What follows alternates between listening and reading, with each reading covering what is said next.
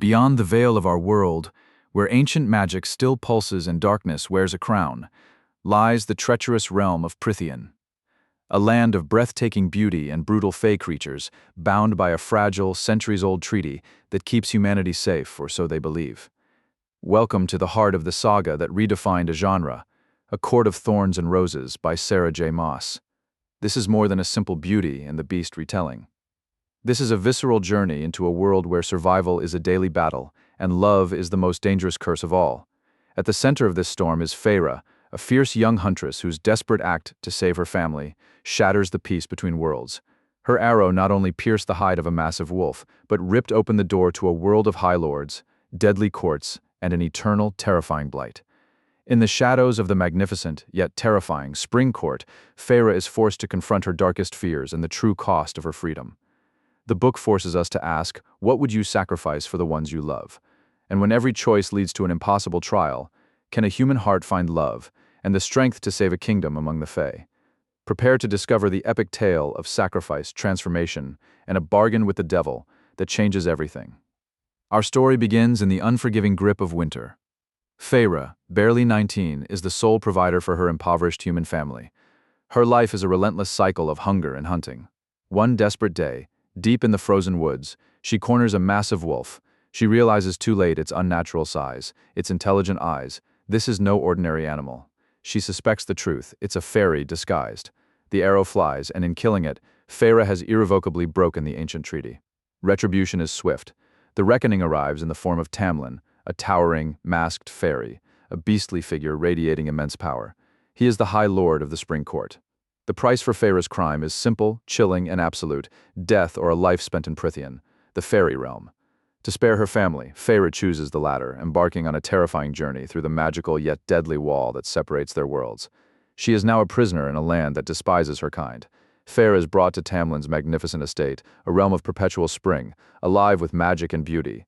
The surroundings are enchanting, yet she remains isolated, a human trapped in a fairy cage. She is slowly introduced to Tamlin's trusted emissary, Rhysand, witty, scarred, and initially hostile. She learns of a creeping darkness, a mysterious blight that is draining the magic from the land and weakening the mighty Fae. To cope, Feyre returns to her one true solace: painting. It is an attempt to capture the world even as it holds her captive.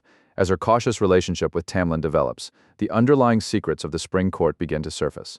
Feyre has a strange encounter with the Suriel, an ancient fairy creature who can be compelled to reveal truths. The Suriel warns her to stay close to Tamlin for safety. The source of the blight is not natural. It is the work of a powerful unseen figure, referred to only as she. The mystery deepens when a wingless fairy, brutally injured, is brought to the estate, a grim testament to the tyranny looming over Prythian.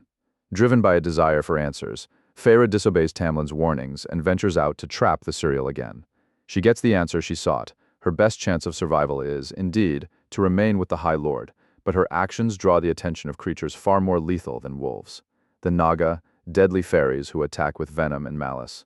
Tamlin bursts onto the scene, his true, formidable power unleashed, transforming into a terrifying beast to save her life. The aftermath leaves Feyre shaken, but her resolve is hardened. She realizes the depth of the danger and the extent of Tamlin's protection. Taking a quick breather. If you're enjoying these insights, make sure to subscribe and hit that like button. It really helps the channel grow. I'd also love to hear your take on this summary so far, so drop a comment below. Now, let's get back to the book. The Fairy Festival of Calanmai arrives, a night charged with raw, wild magic. Tamlin orders Feyre to stay locked away, but her curiosity is too great. She witnesses the High Lord, consumed by the ritual's power, dancing with an almost feral intensity. She is momentarily saved from the night's peril by Rhysand, the enigmatic High Lord of the Night Court, who issues a cryptic warning. Tamlin, driven by the Calanmai rite, confronts Feyre in a moment of burning desire, shattering the boundaries they had carefully maintained. Their growing bond becomes undeniably physical, yet the secrets remain, casting long shadows over their intimacy. The relationship between Feyre and Tamlin deepens, built on shared danger and escalating passion.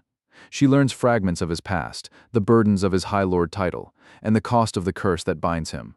Yet, the veil of secrecy never truly lifts. She is haunted by the unsaid, particularly concerning the mysterious she, Amarantha, the tyrannical High Queen under the mountain.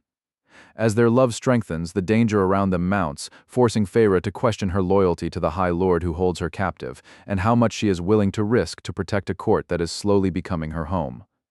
The truth is finally laid bare. The blight is not a disease, but a curse imposed by the tyrannical Fey Queen, Amarantha.